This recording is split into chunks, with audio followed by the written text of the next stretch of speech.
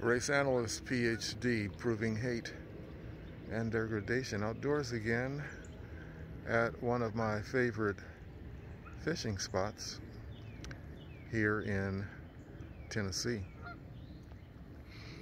Sometimes the subject matter is, I'm speaking about online on this channel, in this instance just today, the subject matter being kind of commonplace. And when subject matter is rather commonplace, it makes it a bit more challenging to be refreshing with information, because it's kind of the same old song. And one of the common themes nowadays in America is police, quote-unquote, intervention. So, second time this week I've had an intervention by the local police. Once was in a parking lot belonging to a church, and I did just some minor under the hood refilling a receptacle for power steering fluid, driving a van, and within moments after, the police come around, and I'm actually looking at a video I shot in that instance of seeing the police drive into the parking lot, one that I shot here.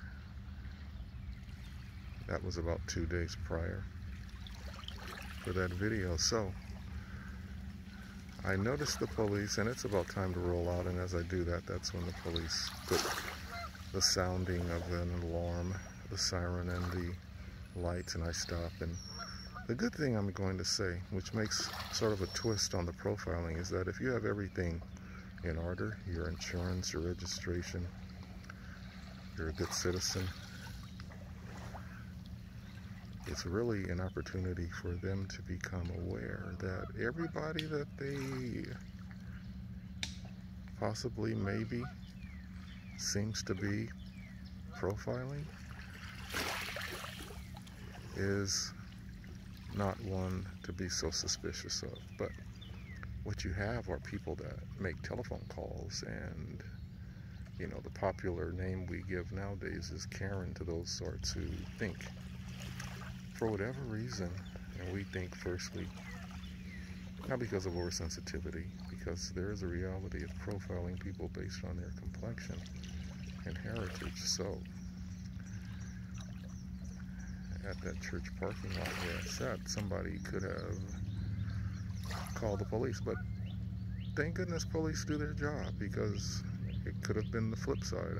I was there at near 10 p.m. at night. I could have been stalking, casing the joint. So here at the park, this is Booker T. Washington. I drove in today. This is case number 2. Birds I'd never stopped to see, a beautiful owl and a hawk. I should do a video on them, or just show them for a few minutes, and I think I will. 20 minutes of taking pictures of them, then the police comes, and he was polite, but the odd question when you're just relaxing looking at birds, someone out of the blue, a stranger, how you doing? You may not really care how I'm doing. It may not be that relevant to why you are parked behind my van. And then the state park police shows up.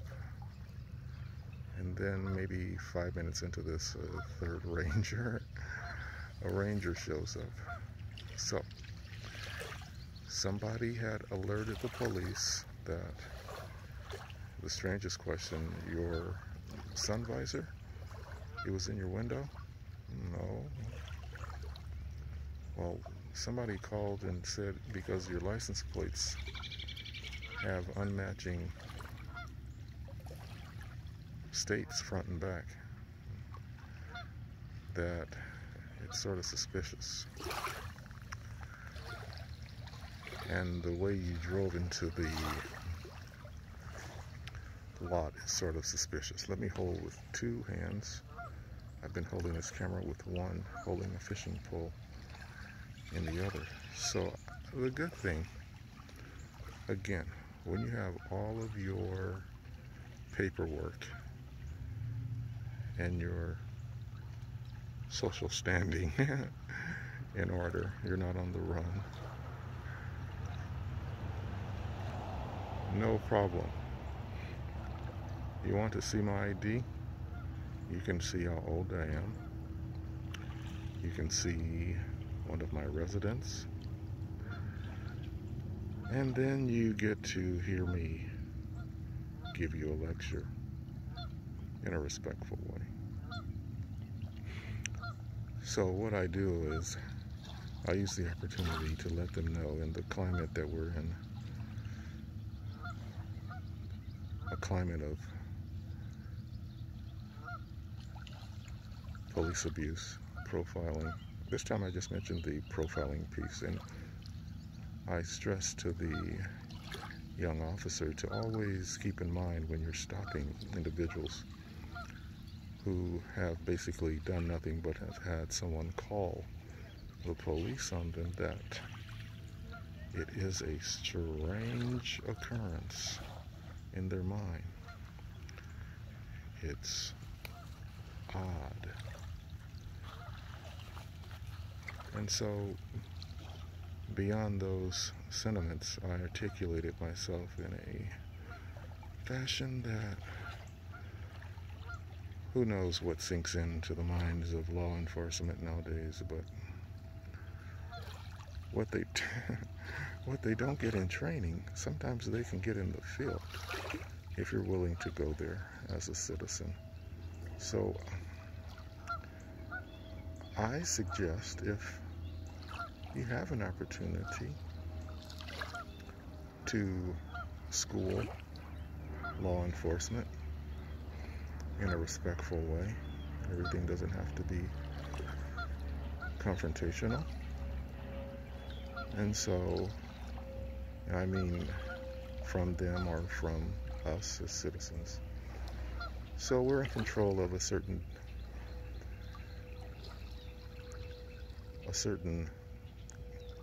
climate that's set. So I set the climate as one of no animosity,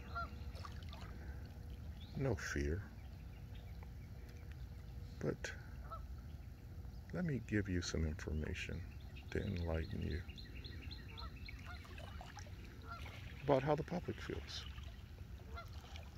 So what the police officer said, he says, well, you know, I get the calls and I just do my job, and I have to give it to him. He was not disrespectful at all, and it seems though he was just responding to a call. Now, can we stop those? And I used the term with laughter when I heard what happened. Somebody called, a Karen, oh my goodness, a Karen. I've never had a Karen type, but the strangeness of the alarm to the police made me think of them, because there was nothing out of the place or particularly worthy of a law enforcement officer in the park coming after me. All points bulletin. There is a van to look out for. And so he found me immediately. Hey, let's look at the water some more and enjoy life to the fullest. Keeping peace and harmony in mind, of course. Race analyst, PhD, proving hate and degradation.